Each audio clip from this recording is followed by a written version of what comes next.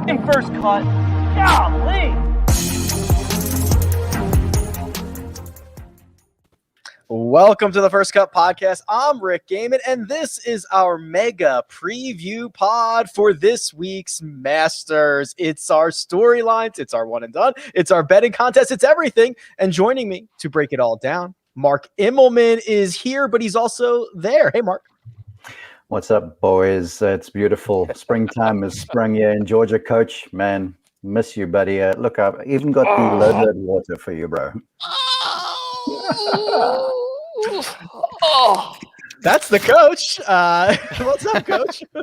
3 years. 3 years I got to work the Masters, and it's the only thing that I miss about being at ESPN because I'm having so much fun with you guys and CBS. But, man, that Masters gig was fun, and I loved it. So it's my favorite sporting event in the world, like a lot of other people. So I'm excited to be doing this with you guys. This is awesome. Also joining us, Greg DuCharme is here. Hey, Greg. Hey guys, more than just being my favorite event, I think it's the best event in all of sports. So it's here. This is the mega preview, and I am so looking forward to today. And rounding out our group for today, it's Kyle Porter, also on the scene. KP, you were getting some unique looks at Augusta National today, weren't you? Yes, I was out there for a while. It is crispy. It's I mean, I don't know how it's going to play. We'll talk about it. I know Mark's going to talk about it here in a minute, but it is not, I mean, the ninth green is not very green, which is awesome. Like I can't wait. It's going to be fantastic. I'm going to have a hard time focusing just generally, but also because the Jordan Spieth coronation is going on over Mark's left shoulder right now. If you're watching on YouTube, we've got the 15 Masters, and I'm just going to be watching that the whole time. So, yeah, I'm fired up. Let's go 2 hours. I have a quick question, though, because I heard this. It was on social media, but you need to tell me, Kyle, if it's true. In that amazing new journalism clubhouse they have at the Masters, did you or did you not tip the waiter when you were sitting at the sit-down restaurant today? I heard you did not. Whoa! Is that true? First of all, that's what I heard. What? The restaurant's not open, so you got some bad intel. Oh, it would have been a good joke if I would have done my research. Exactly. And realized that it was actually open. Or if Kyle That goes, was a great defense. or right if there. Kyle goes, but if it was open, I definitely would not have tipped. That's the coolest part about that new building is the sit-down restaurant. And you cannot, actually, for people that sit at home that wonder why they're there and you're not, you can't tip the waiters there. It's not allowed. So that was part of it. Yeah, and it's all to go. So I guess that should have been my answer. That's all right. I feel like anything I'm going to say is going to get me kicked out right now. So I'm just going to say anything. Don't say anything. No, right. Don't say anything. You're already in. Your pass works. I love it. I love it. I've got an opportunity for everyone out there listening to win $250,000 because our props games are back. The world's best golfers are teeing it up in Augusta, and we have an opportunity for you to win big bucks without even hitting a tee shot. You can win up to $250,000 by playing our props game this week by visiting cbssports.com/props or by downloading the CBS Sports app. The game is 100% free to enter, and all you have to do is answer some questions. Compete against the world for your chance to win a guaranteed $10,000 first place prize. And if you get every single question correct, it is $250,000 for you. Once again, to play, all you have to do is visit cbssports.com/props or on the CBS Sports mobile app. Also, a link is in the description. And Greg, I actually have, first of all, I write these questions. And second of all, I have one of the props questions here for you, Greg, and it's very, very simple. Will there be a hole-in-one during the tournament? Yes or no? Can I win the prize? No. Then no. No, I think there will be. I really think there will be a hole-in-one. There are some hole locations. I'm interested about the firmness of the greens. I'm interested to see what that turns into on Sunday, but I'm thinking about that traditional back left hole location on hole number 16. I think that's a real opportunity to get one. And I like the chances. The other thing I like about that is when the greens get a little firmer, the ball gets on the ground and rolls a little bit more. And I think that's really important for making holes in one. And so when the ball gets rolling, it's got a better chance of going in. When it has to fly and land next to it, you need that one hop in, and that's a little bit more challenging. So yeah, I'm going to say yes.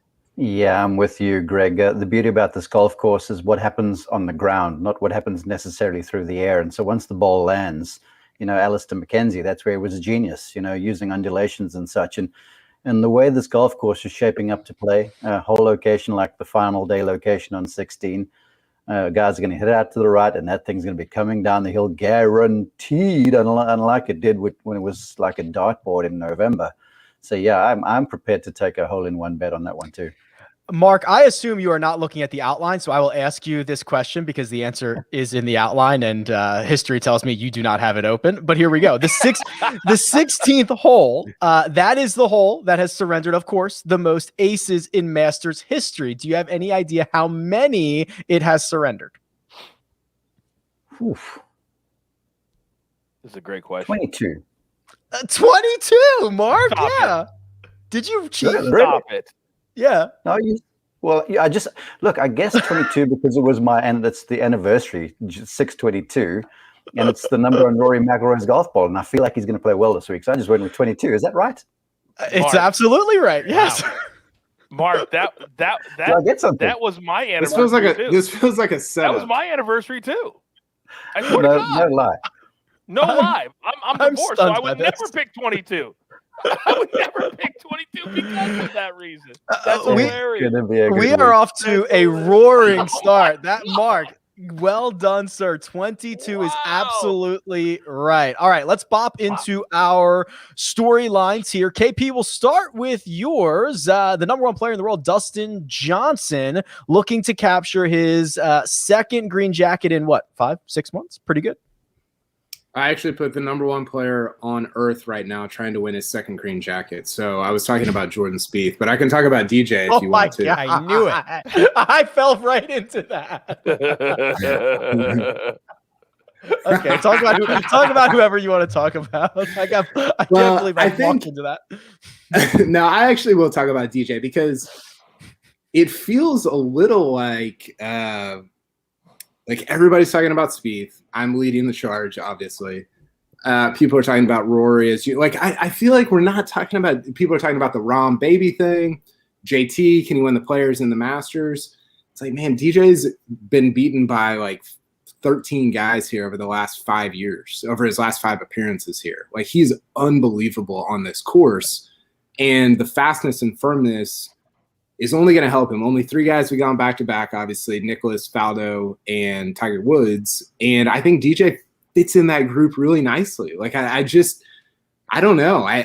He hasn't been putting it that well, but the ball striking's still there. It hadn't gone anywhere. Is he on the heater that he was on in the fall? No. But I just think that he is going to be in it until the end. And to, this time 6 months ago, you could say, man, I can't believe DJ's only got 1 major.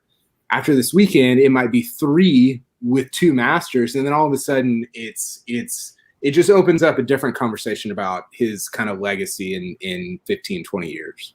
Kyle, I'm so on board with that observation of yours. I've been on this Masters on the Range show Monday, Tuesday, and Wednesday before Amy and Corner starts Thursday morning. And we've had DJ in our show a couple of days now. And I got to tell you, he is looking sharp. We're hitting a number of wedges, doing DJ sort of stuff. And he spent a lot of time on the greens.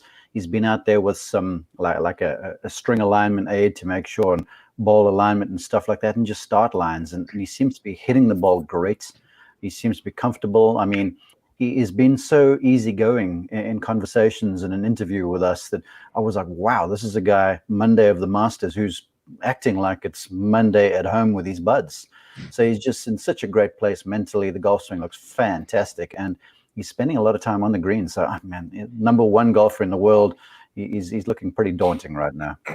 DJ doing DJ things, coach, is how I would describe the press conference that Dustin Johnson gave here on Tuesday. Right? I mean, it was a classic DJ, I don't know. What do you want me to say to these questions? But one of my takeaways that I thought was even more interesting was he really liked the way he played at the match play. He thought he hit the ball really well. He said if it was a stroke play competition, it would have been a lot better result. Unfortunately, it was match play, and he didn't even get out of his group, which I thought was an interesting takeaway, especially from his perspective, because that would have been obviously a failure for him to not get out of his group, but he still liked the way he played.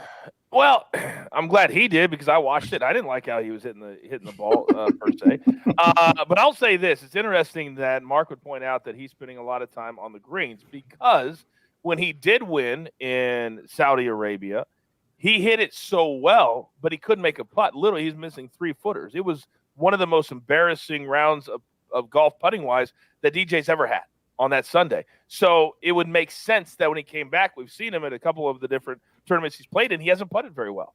And it looks like him and his brother are fighting a little bit because his brother reads a lot of the putts that he does on the green. But if he can figure that out, to KP's point, to Mark's point, there's nobody that's better on this course the last 5 years than Dustin Johnson. And he's the only golfer, in my opinion, that is able to go, aw shucks, on Monday, and we believe that he's not nervous because it just doesn't bother him, I believe. And I think that's one of his biggest skills is the ability to forget the last month or the last 6 weeks and turn it on again. That's kind of the other takeaway I had from his presser on Tuesday, Greg, was the question was something like, do you feel more pressure now trying to defend your Masters crown, or do you like have this sense of relief that you are now a Masters champion? And of course, DJ, I'm sure he hasn't thought long and hard about the answer to this question. He kind of just like, oh, well, it was nice to win, whatever. But him trying to reconcile what pressure there even is this week was kind of interesting to hear. Yeah, I do think there's pressure on the world number one player anytime you're playing in a major championship. So Dustin Johnson's going to draw a lot of attention, and it only adds to it when you're the defending champion. But I don't know if there's anybody on tour, if there's anybody in the field who's more equipped to handle pressure better than Dustin Johnson. He's extremely resilient. He's extremely easy going. He's like a duck. He lets things roll off of his back, and he can also he doesn't get stuck in the rut. He never gets stuck in the rut. So if it goes a little bad for a couple of weeks, the Florida swing didn't go great, didn't get out of his group in match play, as you all pointed out earlier, I still have confidence that in just 1 week he can get that right. And that's kind of what we saw after 80-78 last year, right before his heater. And it wouldn't surprise me if another heater started again this week. The big concern that I have is his 3-putt avoidance, which this year he's 129th in that category. I believe it's going to be really important. But again, he can rein that in, and it's great to hear. It's refreshing to hear what Mark says. He's spending a lot of time on the greens. His speed control this week is going to be key. If he has great touch around the greens, and I'm not sure that was as important in November. You didn't have to be as precise. You didn't have to be as accurate with your speed control just because it played a little slower. And that happens on any golf course. But as they firm up and as they speed up, nuance gets highlighted. Touch becomes more important. And the penalty for miss is something we don't talk about on the greens a lot. But when you miss speeds out here, there's a much greater penalty for risk for miss. And that brings 3-putts into play. The last 5 winners here have 2 or fewer 3-putts. 3 of them have 2, and 2 of them have only 1 3-putt for the whole week. That's going to be key for DJ this week. It's quite a stat. I'll tell you what, Right. to that 3-putt avoidance too, guys, the way the greens are shaping up right now, and I don't know if there's some rain in the forecast for Friday, perhaps Saturday, but the way they're shaping up with some of the traditional hole locations, because I was in a meeting where the discussion was about Augusta National playing like Augusta National should in the springtime with traditional hole locations, firm, fast, that sort of thing. 3-putt avoidance is going to be massive. But the truth of it is, if these greens stay this fast and this firm right now, even if you're putting well from the lag putting perspective, you're going to have to hold 4, 5, and 6-foot putts all day long. So yeah, lag putting is crucial, but even if you hit a fantastic lag putt, you got that devilish 3-footer coming back with those sharp edges and a little side slope. Man, it's going to be tough sledding. And I tell you what, you better hole out well this week if you want to win. Yeah, 3 Yeah. feet turns to 6 feet so quick out there. Yeah, geez. Which is one of my favorite things to watch. Just ask Ernie Els. Well, that's what I think is super interesting, Coach. I mean, we're already getting all these reports from the guys who are looking at the course, like, oh boy, this is going to be a lot different than what you saw in November. All those scoring records that fell, not going to fall this time around. Well, I mean, you knew that those who run Augusta National, and I think that's one of the things that I loved about it the few years I got to work it, is that they're always trying to make something better, whether it's building a clubhouse for the people in the media, whatever it is. But the one thing they always want, and I think we all can agree, they all want Augusta to play, like Mark just said, like Augusta is supposed to play in the springtime. And I think that if we were privy to those meetings in the fall, that they weren't that happy with how it played because there was no drama on Sunday because there was no way for DJ to come back to the field. He was just hitting it too hard. But when the greens are rolling this fast, now you've got a chance for doubles and triples per se if you don't have the right speed on any particular one day. So I think that's going to be exciting and something to really look for when you're setting your fantasy lineups or doing your head-to-heads as well. Really looking at guys that are good around the green. Yeah, and KP, as you're seeing the conditions out there, I mean, does this open up more guys you think can win here, or does it take a kind of a special breed to deal with what we're expecting over the next handful of days? I think it's fewer, and I look at the course, I look at some of the guys in the field, and I like this morning I was like, there's only 6 guys that can win this, and that's obviously not true, but that's what it feels like at times because. I mean, have you guys seen Mark? Did you see the 9 green? Mm-hmm. I mean, I'm looking around. I'm like, are we okay with this on a Tuesday? Like, it looks just. They were spritzing, again, like. They were spritzing them a little bit this afternoon. They were giving them a little drink, but they are keeping these puppies. And the way this golf course normally sets up, and I'm getting ahead of what I wanted to talk about, but the way this golf course, they let it go a little bit, and the speed you see on Monday is different from the speed you see on Tuesday, and the speed you see on Tuesday is different from Wednesday. And then all of a sudden, they flip the switch on Thursday morning, and it's like Augusta National, here we go. And now, when I was here on Sunday afternoon, I was like, my goodness, this looks like Wednesday to me.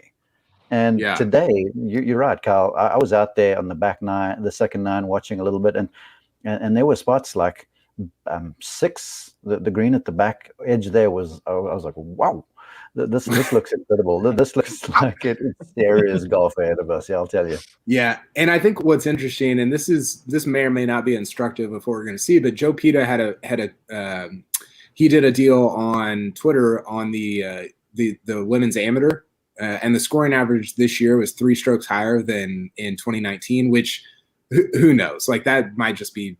The sample there is so small that it might be nothing, but I just feel like after the last 2 Masters were I think the 2 easiest ever. I think that was the Justin Ray stat in terms of scoring average. That this one is going to be like that, and I just feel like you're going to have to be, and this is why I actually don't like Rory that much this week. I think you're going to have to be unbelievable with your iron play to be in it on the weekend. And maybe not. Like maybe we get a Patrick Reed where he's just putting and wedging out of his mind. But that's just right now. It feels like a Sergio in 17. You got to hit it at every stick type thing. That iron play call is good, but I caught up with a few players this afternoon, and I was just watching and I was listening to balls hit greens, and from 60, 70, 80 yards away, you could hear the ball bouncing, which is real. Wow. And it's crazy. Wow. And so I'm asking players, I'm like, so tell me about it, because this place is a second shot golf course. The driver sets you up. Bob Jones lets you drive the golf ball, but then you play angles from there and you control trajectory, spin, distance, that sort of thing with your irons. But the way the ball's bouncing out on the first bounce here right now, I think to a certain extent it might even mitigate some of the iron skill, because, some of the plateaus, you're going to have to get creative with balls bouncing up onto slopes as opposed to flying at the right distance, which all of a sudden for me goes, all right, hello, Jordan Spieth, because let's play a little golf, let's get a little creative, that sort of thing. So right now, my dad texted me, he said, okay, office pool, what do you say? And I texted back. Yours too?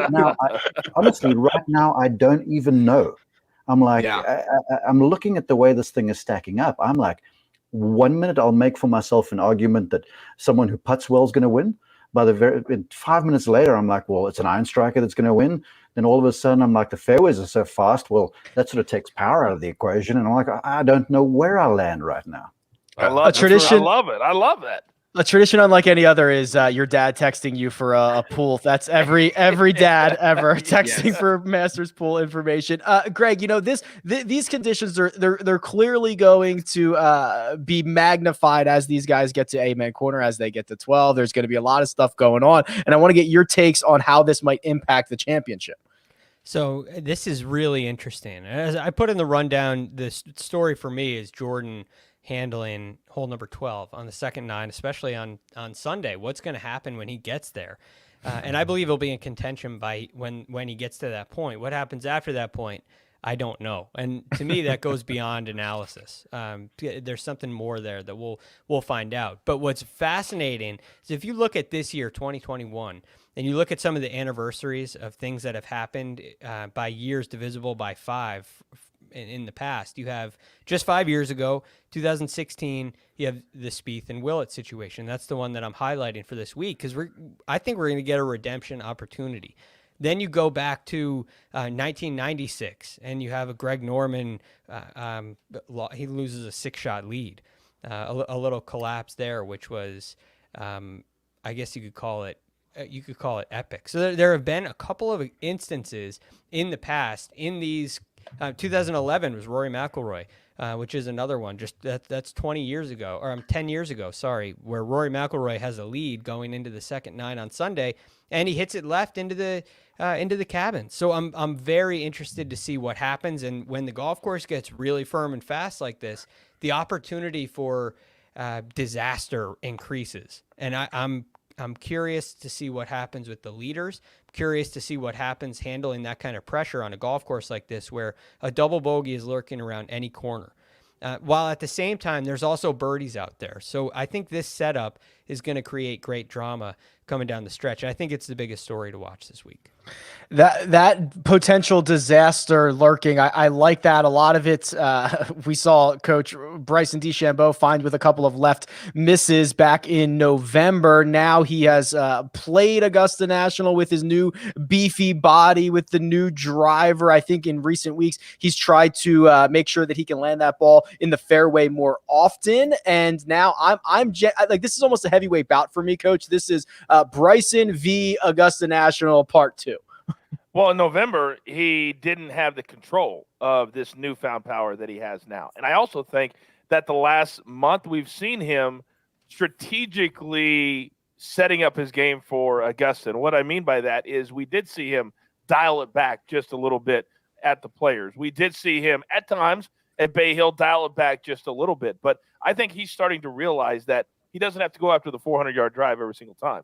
And Augusta National, he certainly doesn't have to do that. And if the fairways are as fast as Mark and Kyle say they are, and why wouldn't we believe them, then to me, this truly is a par 68 for Bryson, because now he's realized there are some times that I don't have to dazzle the world and hit it 400 yards. And we all talked about once he figured that out, because his short game is so good and his putting is severely underrated, this is going to be a spot for Bryson every single year. And I think we should be very bullish on him to certainly make a run come Sunday. He spent KP. He's saved the 400-yard drives for the practice area so far this week. He has been I don't know if it's uncorking himself or corking himself on the driving range. I don't know which one it is. He's been corkscrewing himself into the ground. Is what he's been doing. I mean, he's just, I don't know. Some of it is kind of endearing because you're like, this guy just like wants it so bad, like, but it's almost maniacal. Like, it was kind of fitting that VJ was the one watching him, because those are two guys that are just absolutely maniacal about this stuff, just kind of crazy about it. I don't love Bryson this week. I know I said he was going to win by 5 back in January. You can't believe that. You're such a flip-flopper. Backtrack. You're such a flip-flopper. Backtracker. Flip-flop. Yeah. The speed thing, I don't know. Like, and this is, of course, this is exactly what I said going into Wingfoot, because I watched him at Memorial when it was tough, and when it's not working, it looks really bad. Because when it's not working, he has so much spin on some of his wedges, and it just is like all over the place. I get a little worried about him inside like 75 yards on this course because he doesn't have his 800-page green reading book, and the wedges weren't that good in November, and it's going to be faster and firmer now. So I don't know. We'll see. I mean, he might go out and win it, but I'm not in love with kind of where he's at right now. Hey, just one point that I want to make. You referenced Bryson, the heavyweight via Augusta National. Bryson is sort of like a cruiserweight, light heavyweight right now. He's shed a few pounds. Right? Yeah, he's looking way more athletic. I don't know if this is an offshoot of, remember last year when he was battling with dizziness, when you're consuming 7 protein shakes a day or whatever he was, and you're eating all these pizzas and things. I'm sure the system was just overloaded. But he looks a lot tighter, looks a lot, the speed is up. I was watching those shots that Kyle was referencing when VJ was just sitting there going, okay, whatever, go. And it was neat to see a major champion, a Masters champion indeed, also watching Bryson do this sort of stuff. But he looks fit, he looks well. But as we've said before, and as we said after last year's Masters, there's nuance to this golf course. You're not going to bludgeon this place to death. It just doesn't happen. Nicholas was a long driver in his day, but he played managerial golf. Tiger was the longest by far when he played, but he played really managerial golf to win around here, and that's part of the equation. You just can't manhandle this place. It doesn't let you. I might have to back off calling him Beefy Bryson for now. I'll have to figure out something else. Looking svelte out there. All right, gentlemen, here's what we got to do. We've got to do our picks. That's our Drooper of the West Super Contest. We have our one and done. Oh, that's going to be a lot of fun. But first, wait till you guys hear who I have in the holster for this week. But first, we're going to take a quick break and hear a word from our partners. And we're back. Remember that CBS Sports HQ is your home for round-the-clock coverage from Augusta. That includes tournament picks, round-by-round matchups, highlights, leaderboard updates, and we even have our pal from the First Cut podcast, Kyle Porter, I didn't write this, on site providing up-to-the-minute updates so you'll know everything there is to know from Augusta. If you're wondering what CBS Sports HQ is, well, it's our 24/7, 365 days a year sports news network. How to get it? It's easy and it's free. Just go to cbssports.com, the CBS Sports mobile app, or fire up the CBS Sports app on your connected television and watch yourself become the most in-the-know sports fan of your group text. Greg, do you have a group text? You got a group text with all your buddies? A group text? Yeah. Yes. Yeah, I have a lot of them. Yeah, you had to look to see if you had a group text, Greg. Do you know how to text, Greg? One of my Greg's a caller. Maybe Coach can help me out with that. Yeah. Greg, you're a big caller. You like to call on the phone. Yeah, I am. I prefer the call. Well, it's because part of that is the commute, right? So I spend a little bit of time in the car commuting around, driving around town to and from work, as everybody does. And that's valuable time. So I like to make phone calls during that time. And, as Jordan Spieth says, don't text and drive. Hey, Rick doesn't commute. He walks from his bedroom to the pool to the office. He's commutes. Rick and I don't do a lot of commuting, but I appreciate. Well, Kyle's got to get out to the shed there. So I mean, it takes. You got to be making a couple of phone calls on that. Commute. It takes like 10 seconds. Thanks for taking the pledge, though. I appreciate that. Yeah. There you go. Let's talk about our betting cards. And Greg, we'll just stay right here with you, my friend. You've got 5 bets on your card. Let me work you through these and get your thoughts. I see a lot of Jordan Spieth love, but I'm going to start with the 3-ball that you have him with over Bryson DeChambeau and Patrick Cantlay. You have also backed that up with a Jordan Spieth top 10. I'm expecting great things. A lot of it has to do with the condition. A lot of it has to do with his recent form. So I'll start with his form recently. Ever since February, he's been contending week in and week out. And he finally has proven to himself that he's reached the level. He's ready now to win a major championship. It sounds crazy to say, but it's very familiar for Jordan. This isn't something that's new. This is a guy with 12 PGA Tour wins and 3 majors, including a Masters. So he's ready to go. He knows he has the game to compete with anybody in the world. And when you get to this golf course, it's not only a place that Jordan understands, not only a place he loves, it's a place that he has great experience at, and he knows how to win here. He knows what it takes, and he's basically gone that route nearly 3 times. He's put himself right in the mix 3 times, and he has a third that was kind of a backdoor third place with a great round on Sunday, where he didn't really have that much of a chance to win heading into the day. But that being said, he knows where the ball is going to land. He knows what hole locations he can attack and what hole locations he can't attack. And he also has the short game when he misses to get the ball up and down. And I don't think there's anybody who putts these greens playing this week the way that Jordan Spieth does. So I am a huge fan of Jordan this week. I think the everything is setting up and pointing right towards him, and the bookmakers are kind of saying the same thing. So another player that I would say the bookmakers are also playing is Justin Thomas. He's my only outright to win right now, and the reason for that is very similar to my reasoning for Jordan Spieth. These two guys, I would say, amongst the top players, are coming in the best form.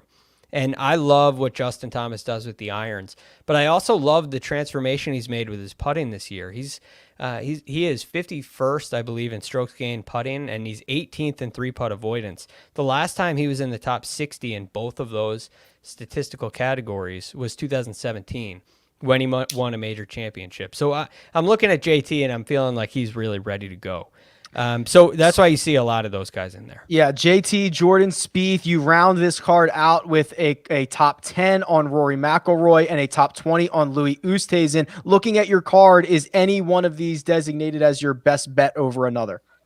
I would probably say, which is really, really hard to say, but I think my best bet would be Spieth over DeChambeau and Cantlay. I know that's going to be that may be the top 3. That may end up being the top 3 this week. But I have some questions about DeChambeau. I don't think this has been the best golf course for him traditionally. And I think one of his big advantages is kind of taken away this week. He is an expert in the rough. And it may be his strongest asset is what he's able to do in the rough, and also the clubs he's able to pull from the rough. But that advantage is kind of taken away. And that's where he tends to win courses like the Arnold Palmer Invitational and the U.S. Open at Winged Foot. Now, if he wins this week, I wouldn't be surprised. I don't think many would be surprised, but I just have a feeling that it's not going to go the way that he hopes. And I love Patrick Cantlay this week too, but I just think Spieth's going to beat him.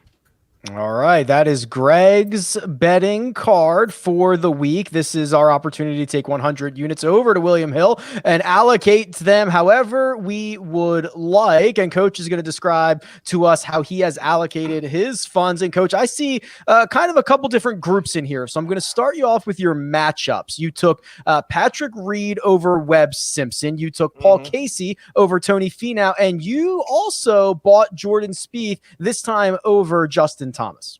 I did. I've been listening to all the guys and all the reports about how fast this course is going to play. And to me, it's about iron play and it's about short game. It's about around the green. For me, there's nobody better than Jordan Spieth and Patrick Reed. So that's why I took them in head-to-head matchups. I know Webb played well here in November. I just don't think he plays particularly well when he has to really be dialed in with his iron play. I'm still not a believer in his iron play. So that was an easy one for me. I think Paul Casey over Tony Finau. Finau's just not in form right now. He hasn't been since we started the Florida swing, so I'm going to fade him. Paul Casey always plays well here. I'm getting him plus 100. These were 3 easy picks for me. Easy. Then you go to a couple of more prop style bets. You have Sung Jae Im as top Asian player. That's plus 138. Yep. You took Cam Smith as top rest of the world. That pays at 6.5 to 1. And then that man again, Jordan Spieth, rounds out your card with not only a top former champion, that's plus 225, but also a straight outright on Jordan Spieth to win this thing. I'm done second guessing myself. I'm done saying this and I'm right, but I don't make that play. And I've done that twice now. It's cost me twice in one and dones. I'm not going to do that anymore. I think Jordan Spieth is going to win, so that's who I'm going to play. Plus, I love the fact that you can do the former champion bet. We normally don't get that at a normal tour event, so that was a pretty cool one to have as well. Plus, at plus 225, my goodness, I'll take that. There are so many great bets this week. There's props all over the place. There's so much good stuff. Okay, thank you very much, Coach. We're going to go over to Mark's betting card now. So producer Jacob is going to fire that up. And Mark, before we even jump into this, you found the matchups. We've got matchups from you. Finally, guess who found the matchups? But now I'm watching your guys' cards, and I'm like, dang, I wish I hadn't have, because Rick made some fantastic bets. Coach, you made some great bets there too. And I'm looking at this going, why on earth did I go with what I did? But I had a lot of fun with this, sort of going head-to-head stuff. And I was thinking a lot about what Augusta meant and how the golf course is going to play, Augusta National, that is. And so there's a few outliers. My best bet is definitely Paul Casey over Tony Finau. Casey has come in here playing well. He's a tremendous iron player. And he's been, I think he's making his 15th start perhaps, so don't quote me on that, but he's been around the block here a bunch. And so he's seen the golf course play firm. He's seen the golf course play soft. And so I feel like experience will win over there. And then I've went Rory McIlroy a few times. I sort of left the Spieth thing alone because I'm trying not to make too big a deal of that, because I'm hoping he comes through in one and done. But I don't think Rory McIlroy is getting the respect that he should this week. Now, I understand that he hasn't been playing very well, and I understand there's some adjustments being made to the golf swing. But I've seen a guy a couple of days on the driving range, and then on Sunday, he was the first guy on the range right after, the drive, chip, and putt on Sunday morning. So he was the first guy out there. He's working hard. And, you can read a lot by comportment and body language. And the swing looks like it's well-timed. And then when he's got Pete Cowan around, it doesn't look like there's a lot of confusion or anything. There's a lot of head nodding, and his countenance is animated. So it sort of says to me that, hold on a second, this guy might be gaining a little traction over here. And trust me on this one, guys. When it comes to Augusta National, it welcomes its champions. We know that. And it also, there's a way to play this place. And Rory, in many years past, with all the research and all the rounds he's done coming in early to play with Jeff Knox under different conditions, he knows it around here. And I just have a little bit of a sense that, he's coming in under the radar. He asked for a shorter press conference so he could get back to work and sort of stay more underneath the radar. So him over John Rahm, I felt like that was an intriguing bet. I'm picking him over Xander and Tony Finau also. And then just one more that I thought was fascinating here is Patrick Reed over Hovland and Berger. Mm-hmm. Because, like I said, I'm not too sure how this course is going to pan out, if the rain has a huge effect on the way it's playing. But the way it's currently playing right now, it's going to ask you to sometimes have to two-putt from 60 feet. Sometimes have to get up and down from a real strange place. And we know Reed's short game prowess is off the charts, as is Jordan Spieth. So I feel like Reed is a pretty good bet over Berger and Hovland right now. But as I say, looking at the other guys' bets, I'm like, dang, I wish I had picked on the former champions and stuff.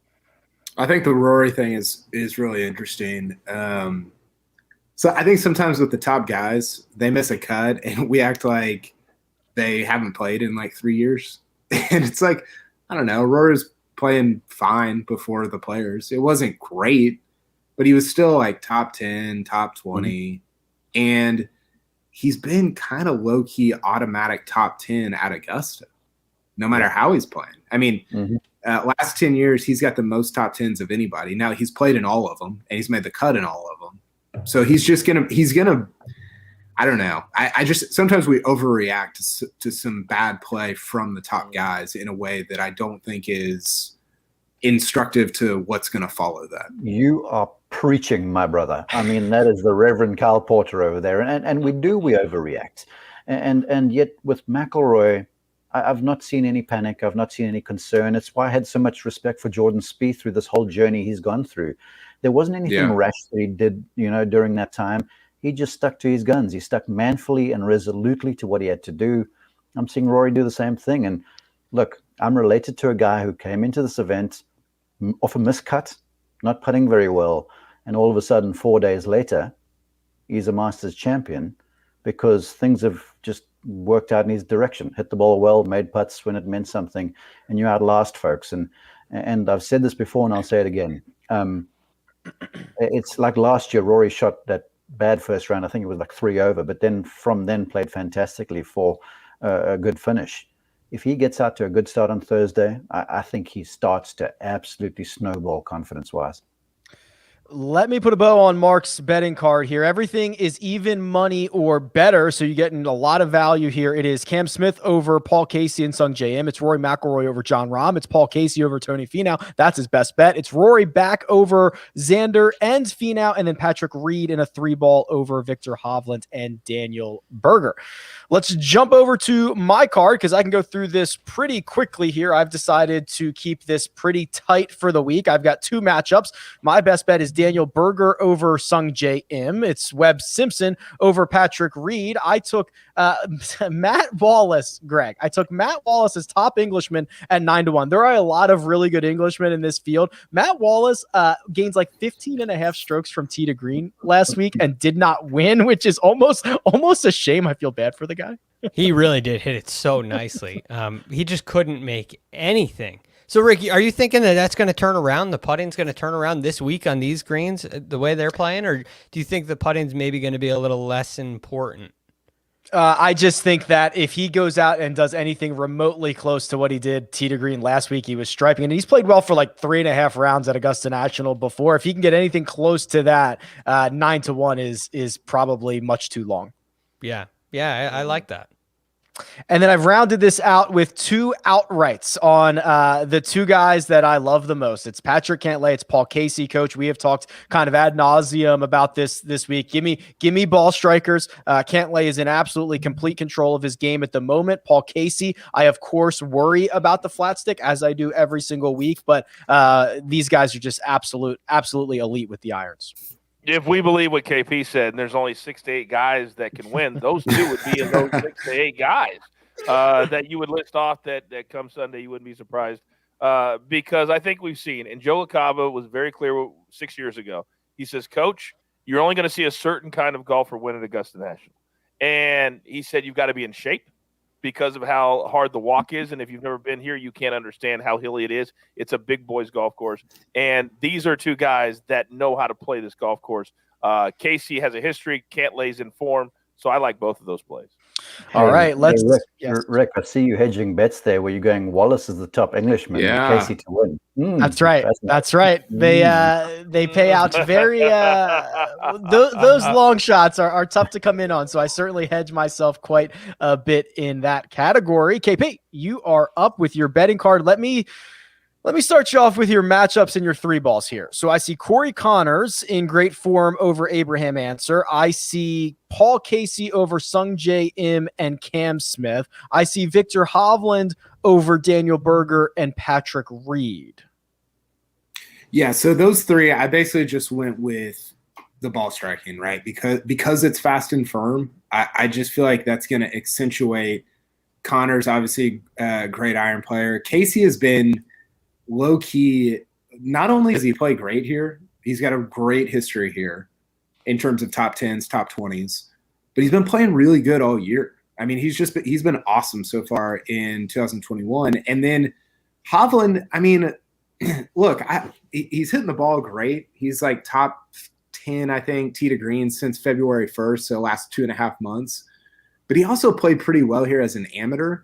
And I look at his time from when he was an amateur until now, and think about how much he's improved his short game. Think about how much he's kind of tightened up some of the stuff that was, I mean, self-admittedly from him, pretty loose at the time. So, yeah, I like Berger as well. I don't really love Reed, even though he has won here. I don't know that – I don't know. I just think you're going to have to hit the ball really well this week, and he hasn't been hitting it as well as he normally does. Hey, Rick, help me real fast. In that Connors over Answer, what is Abraham's odds there? Because I will take Abe over Corey Connors every day, including Thursday, Friday, Saturday, Sunday at the Masters this week. They are both -110. So that is your coin flip right there. Yeah. So Answer and Connors both -110. KP, the rest of your card is rounded out by top 10s and top 20s. So Matt Wallace, who you and I on the same page on, that top 20 would pay out 3-1. Will Zalatoris, my goodness, if he goes out and finishes top 20 here, I'll be even more impressed than I am already. That's 2-1. You have Paul Casey to finish in the top 20 plus 110. You got a William Hill odds boost on Sergio Garcia to finish inside the top 10. That's 4-1. And then, oh, by the way, Jordan Spieth, top 10 at even money.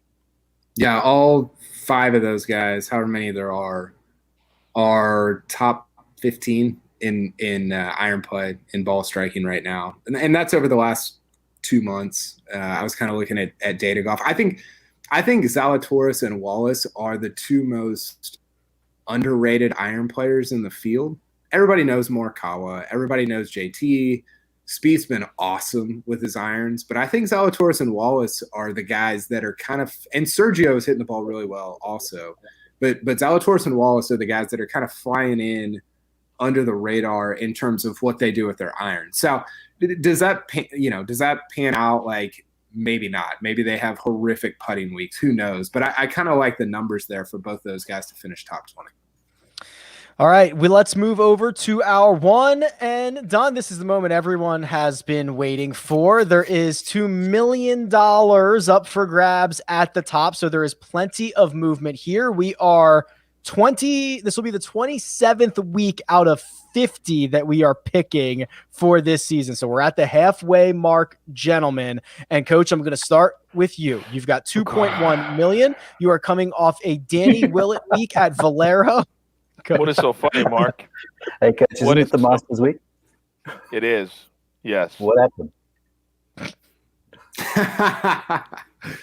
Sorry, bro. So for those who are wondering, Coach, I don't know if he guaranteed it, but he said his goal was to track down Mark by the Masters. I have to inform you, he is 3.1 million behind.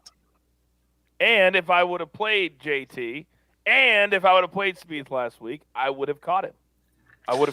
And I have video proof to say that I was a coin flip from doing both those things. I mean, if Rory would have shot a 36 on the back nine in 2011, he'd have the slam. I need you to show. Oh, all right, Coach. It's very, very hard for me. All right, I'm not screwing myself anymore. I'm not doing it. I'm not going to take any more from Mark. I'm not taking KP chiming in from the left field. I'm going to take George Spieth this week because I know that at least one of you is going to do it, but I can collect $2 million over a few others of you. So I'm taking Spieth to win $2 million. Lock it in. Let's go. Let me stop you there, Coach. You've used him. No! Where did I use him? Wow. Where did I use him at? I did not see that coming. That is a tough one. You used him at the Genesis Invitational. You got $151,000 and $125 from him. Man, it could have been $2 million. T15. It's a T15. I have it written right in my book, Jordan Spieth, Genesis. I can come back to you. If you need a minute, God. I can come back to you. Oh, my God. No, I don't need a minute. Coach is reeling. I'm on an absolute heater right now. That was tough. I don't get thrown off very often. Well, I'm going to go to my number 2 then. I'm going to hold on before I embarrass myself one more time. Paul Casey. You could use Paul Casey. You have not used him. You've used Spieth, Rahm, Thomas, Hideki, Xander. Those are the big names that you would. Give me Paul Casey then. Just give me All Paul right, Casey. we're gonna give Paul Casey. Wait a sec. You've used all those heavyweights and you're still that far behind? Oh, Huh? Now, I love it.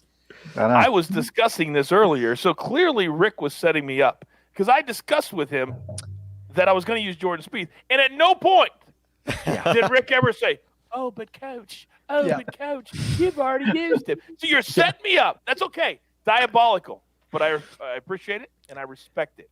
I actually knew last week. I knew last week when you mentioned it, and I forgot to bring it up. And then I was like, "Well, if he actually does pick him, I'll just tell him then." But yeah, I knew last week. And if he wins this week, I quit. I don't know what else to do at this point. I don't know what else to do.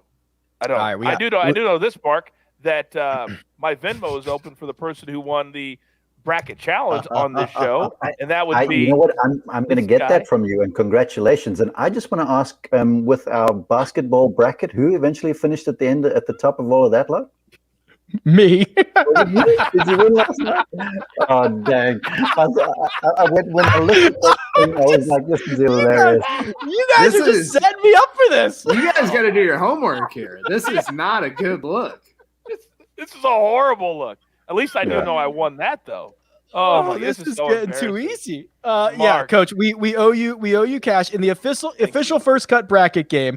I finished. Actually, Sia Najad finished 5th. He is of the first cutters the highest. I finished 9th. Mark, because you had Gonzaga, you dropped to 22nd. So actually, Sia won of us. Thank you All for right, Coach. stopping there. Yeah, I won't keep scrolling. Coach, 2.1 million. He goes with Paul Casey. Producer Jacob has 2.7. He's coming off of a Brendan Steele week. We'll get his pick. We'll get it in here. KP, $4.5 million. You have already told us you are taking Jordan Spieth. Yeah, the problem is everybody's going to do that now. I didn't anticipate that, and I need. Can I? I'll just go with it. I want to take it back. You can change if you want. Go ahead. There's no rules. Yeah, I don't want to get stuck in this thing where I'm in 4th and I just keep picking guys that everybody else has, especially you, Rick. Like I can't use Spieth and Greg can't use Spieth. Those are two of the guys you're trying to chase down. Mark technically has Spieth available, but that would be the only one. Mark's using Spieth, by the way. Mark's I'll stick with it. I'll stick with Spieth. All right, so we got Spieth for KP. He is at $4.5 million, so $700,000 short of you, Greg, and you are coming off of Adam Hadwin, $65,000. You have already used Jordan Spieth. I'll just throw that out there right now.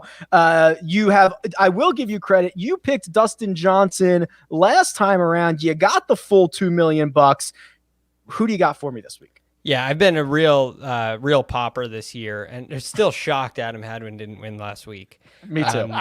So I'm going to go this week with the winner. The crystal ball, it says it, the winner, Justin Thomas. I'm going to go with him this week. I haven't used him yet, and I believe this is his week. So JT all the way. All right, I'm just scanning. You are correct. You have not used him yet. Justin Thomas for Greg. There is now a $500,000 gap to you, Mark, and you have already spoiled it. You're going to use Jordan Spieth, aren't you? I am. Used Dustin in November, and that worked out nicely. I should have went with my gut and used Spieth last week because, look, everything's shaping up for him to have another great week at a place he's had a lot of success. But I do have a little concern about some fatigue. He had a grueling match play. He's played, I think, 6 of 8 weeks. You win last week. There's a lot of emotional and mental fatigue that goes in that. But and you'll come in here with adrenaline, but that adrenaline will wear off fast. Late Thursday. So I think if he manages to find that adrenaline, keep the energy up, keep playing the way he is, I think the golf course is sort of playing into his sort of style of game right now. So yeah, Spieth for me. All right, Spieth in for Mark. I've got a little bit of a cushion here, gentlemen, to the tune of about $2.3 million, and I'm front running, Greg. So I'm just gonna use Dustin Johnson. Just give me the favorite. I've got a cushion. I've got an opportunity to rack up big bucks. I'll take DJ. Yeah, I like when Rick starts to play prevent defense. So I'm hoping that for the second half of the season, that's what he does and lets a couple of the wolves behind him right back in it. You're playing prevent defense by taking the favorite to win the golf tournament. Yeah, that's your safety play. I'm hoping it doesn't pay off. All right, and there is no question that we never want Rick to be a front runner again because the way he brags is the most annoying bragging of all time. It's so much fun on being on this side of it. Mark, Coach, is there anybody on here that you like to hear brag? That's a good Everybody has a different style of annoying bragging, including myself. Yeah. So I was going to say my favorite person on here to hear brag is is definitely myself when I watch the show again later on. I like to watch myself talk. Yeah. We don't usually, we don't always do the expert picks at the end, but it's the Masters. We're going to do it. We're going to tweet this out. Producer Jacob's got all this stuff locked and loaded. So we're just going to rapid fire this, like 15 seconds, gentlemen. Coach, we're going to start with you. You have chosen a sleeper, you have chosen a top 10, and you have chosen a pick to win. Just tell us who they are. Okay, sleeper Cam Smith, top 10 Paul Casey, winner Spieth. Greg, you're up. So I got Spieth top 10, JT winner, sleeper, Brian Harmon. Brian Harmon. Oh, that is as the truly a sleeper. Yeah, he's a real sleeper. Yeah. Mark, you have not narrowed down your pick to win, so tell us who the two names that you have listed are. Yeah, I'm going with Abraham Answer as a sleeper, top 10 Patrick Cantlay, and I'm between Dustin Johnson and Jordan Spieth. I was convinced on Spieth a little while ago, but after watching DJ for a couple of days, I just, like November, I cannot turn my eyes away from him right now. And Is there an incidentally, odds we had a boost on pick that? not to win, and I went with Brooks. No odds boost on DJ, Greg. I don't No, think so. DJ and Spieth, no odds boost. Okay. Oh, like a yeah, what do they call it? Double chance? Twofer. Yeah. Twofer. Yeah. Double chance. That's what they call it. Yeah, it's probably like plus 200. It would have been funnier Yeah. if you got the term correct. Yeah. So delivery was a little weak on that one. KP, sleeper top 10 and pick to win, please. Sleeper Sergio, top 10 DJ, obvious reasons, winner Spieth, and then pick that definitely, or star that definitely won't win is Brooks, because he looks like he's doing Pilates on the course trying to read the greens. So Is he going to be able to pick his ball out of the cup? Like, what's he going to do? I don't know. He needs go get that, or he needs a putter that will get it out of the cup for him. I mean, He needs that little rubber thing at the end. I do like commend like gutting it out, but I just don't know how it's gonna go. I can't envision him unable to bend over and read putts and then winning the Masters. I don't know. That doesn't seem very feasible.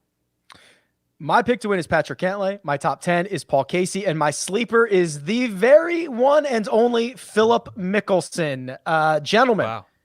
this concludes our mega preview pod, but it does not conclude the first cut content, that's tough to say, for this week, because we are going live on a Wednesday. We are streaming at 6:30 p.m. Eastern time. It'll be very interactive. We will have guests that you have heard of. It's going to be a lot of fun. It's going to be interactive, and we are going to have a blast. But for now, let me thank producer Jacob for doing all the hard work behind the scenes. Let me thank Mark Immelman, who you can find on Twitter at Mark_Immelman. Let me thank the coach, who you can find at The Coach Rules. Let me thank Greg DuCharme, who is at The Real GFD. That's Kyle Porter. You can find him at Kyle Porter CBS, and you can find me at Rick Run Good. This has been The First Cut, and we'll catch you next time.